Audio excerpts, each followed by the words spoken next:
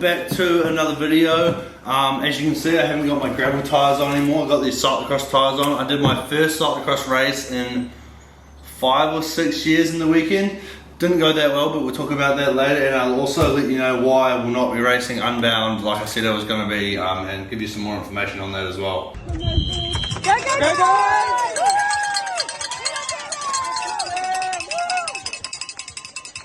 Yeah, like I said, I did the first hut cross in the weekend. I did the A grade one, which was actually pretty packed. I think between like A, B, C and D grade there might have been like 150 people there. Like super good numbers. Awesome to see that people are showing up to these events. So me and Ari went down to support it. We bought the tent and everything. So obviously I've only got a gravel bike, not a like specific cyclocross bike, but this thing works well for both. And what I did was take off my Shorebay G1 bike tyres and I put on these Vittoria, what are they called? Vittoria Torino Wet Tubeless 33 cyclocross tyres. So that's what we were running for the weekend. They do bow out a little bit wide on these rims because these are obviously the new Loom ones that they sent me. They're a little bit wide. I think they measure out a couple mil wider than a 33, but yeah, pretty much a perfect cyclocross tyre, and they look so sick on this bike as well. But yeah, the race was a little bit of a shock to the system. I haven't actually done any proper training for like 2 months now, so I was shocked. An hour battling through the mud and the dirt and the rocks and stuff on this, and you're only going like 10 to 12 kilometers an hour. Super hard. I think I did 13.5 kilometers an hour for an hour, but I finished, and then you literally get about 45 minutes in and your entire bike just clogs up mud and dirt and grass, and your chain just comes off and off and off. So I think I'm gonna have to try and invest in like a chain catcher of some sort, because it was getting super annoying. I had to stop like 3 times in the last 10 minutes or 15 minutes. And when it's not like a road race where you drop your chain, you quickly jump off, chuck it back on and get going. The chain comes off and you just spend like a minute taking out all the grass that's just kind of like wrapped around your bottom rack and all three of these. You can't even get your chain back on. So bit of a learning experience, but yeah, super enjoyable, and it's a great way to try and get some fitness back for the road race season.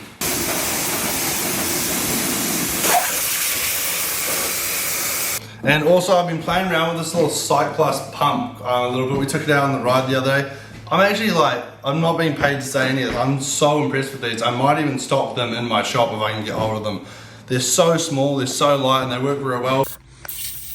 What's going on here, Ari? Cheeky flat. Right, you want to give this a go? Button. Turn that dog on. Oh, put it on and then you hold the button. Too easy. Oh yeah, too easy. Game changer. Game changer. 200 PSI on there? Yeah, cheeky 200. Easy as that. Done. So Rule 28 have sent me out some packages and some products to have a look at. Super keen to have a look at these. They also sent me some bibs, and I did a time trial on the weekend and they sent me like the long black over booties as well, which is super sick. So what have I got here? I've got white Aero socks. Our kit's mostly white, the Couplands style that kind of went with the white ones. So we're going to have a good look at those. Those look absolutely sick. And then also, the one thing I really wanted to test out on the channel was this Aero bra. They call it an Aero underlayer, but it's not an underlayer, it's a bra. It literally is a male bra, and it looks like this. The first time I saw one of these was George Jackson sent me a photo before like the Commonwealth Games, and it is such a weird looking thing, but basically what it is it goes down your sleeves. You see quite a few guys in the TTs wearing it now. You put it underneath your skin suit and it kind of like breaks up the air with all these little like ripples in it. I don't think many people have actually looked into these, but yeah, I'm so happy you sent me one of these to have a look at. Kind of just goes all the way down past your elbow a little bit. So I might do a specific video where we go out on the TT bike and the road bike and do one of each at a set power without anything on Aero, and then we'll put this on underneath with the Aero socks and kind of see what the difference is in a real world situation. But yeah, thanks for the Aero bra. So yeah, the title of today's video, why am I not going to be racing Unbound? So about, what, 2 months ago, I finally worked out that I had my entry for Unbound, and I got it in the email, and I was like, okay, let's try and make this work, and I made a video saying I was going to be doing it. Obviously I have not been training for it or making any videos for it because it just isn't going to work. I looked at flights, there is no accommodation. Like the vegan cyclist sent me this video basically saying you cannot find any accommodation. Lodging is going to be a huge issue. If you don't already have a place to stay, you are probably smoked. So as soon as he sent me that video, I was like, oh my god, what am I going to do? So I kind of looked at flying into Colorado and doing like an 8-hour drive in a camper van and trying to do it. And all of this and booking a month and a half out was going to cost me $15,000 to $16,000, maybe upwards of $20,000 for 2 weeks. And I could only go for 2 weeks because I got a lot of stuff on with work and stuff. So I was like, that is a very, very expensive trip just to go and ride my bike for 320 Ks around Kansas. I want to do it, it's on my bucket list and I really want to do it and I want to race for it. So I messaged the organisers and I said, hey, is there any way that I can come and film and race this next year? And they're like, yeah, absolutely fine. So they've moved my entry to 2024 so I can actually have some good prep and get on the bike and actually go over there and enjoy my experience and stay in America for maybe a month or a little bit longer rather than just being a week and a half, 2 weeks. So that's kind of the plan, is after Southland next year, I'm going to start really ramping up the gravel training for that race because I want to do it. And I want to go over there and give it my best shot as well. And I don't think doing a month and a half's training and flying over there would have been my best shot and I wouldn't have been happy with the result. So kind of happy with the whole outcome, but it is a little bit disappointing kind of seeing all the stuff and everyone building up to the race that I was meant to be at and that I won't be there for a year. But yeah, that's kind of what happened there. But in addition to that, if you follow the bike shop page on Facebook, Shimano, like the whole worldwide, are running this called the Rebound. So on the Saturday, June the 3rd, which is pretty much the same day in New Zealand as the Unbound's going to be raced in America. They're having like a lot of different places are doing their own version of the Unbound race, and it's just a big group ride, get everyone together, and it's meant to be the biggest gravel ride in the world, and we're going to be doing it as well. So I've got the Cycling Tom bike shop version of it, so anyone is welcome. We've got 24 people interested already.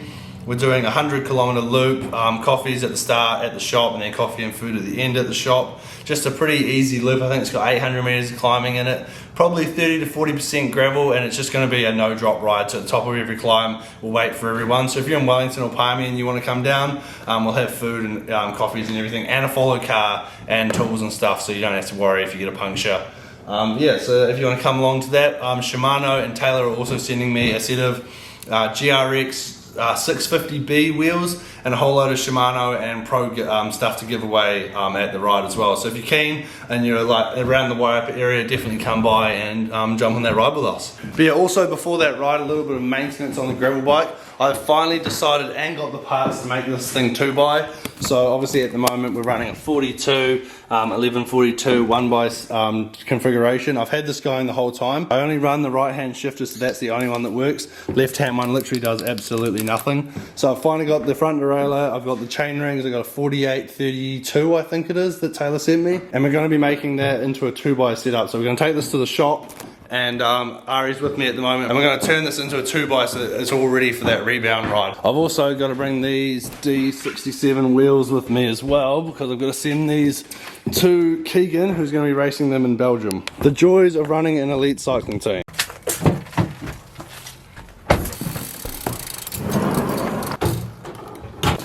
If you're ever delivering anything to my shop and you need to get in the back door, there's a little buzzer up here, and don't graffiti on my back door.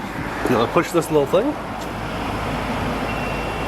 and then someone will be with you in no time. All my vehicles are on site at the moment, and Ari has cleaned the team car, and fuck me, it hasn't looked this good since the day we got it. He's even shined up the tyres a little bit, but we've got a few little, obviously you can see the Booth logo's gone because Booth has changed from Booth Group to Booth Logistics.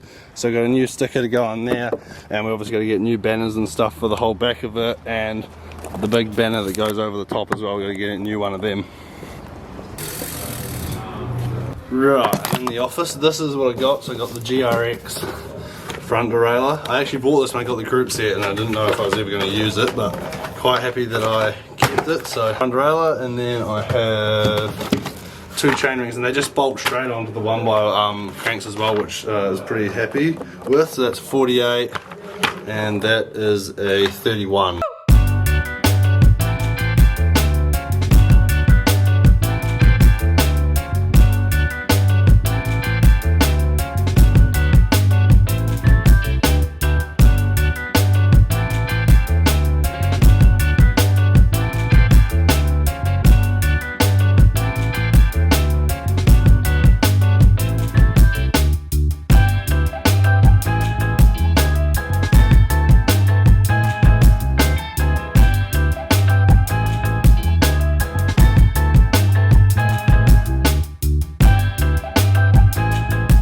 Alright, that is going to wrap up today's quick video. Obviously been on the trainer a lot because it's getting absolutely freezing here in New Zealand. Definitely missing the Boston summer and then being in America this time of the year.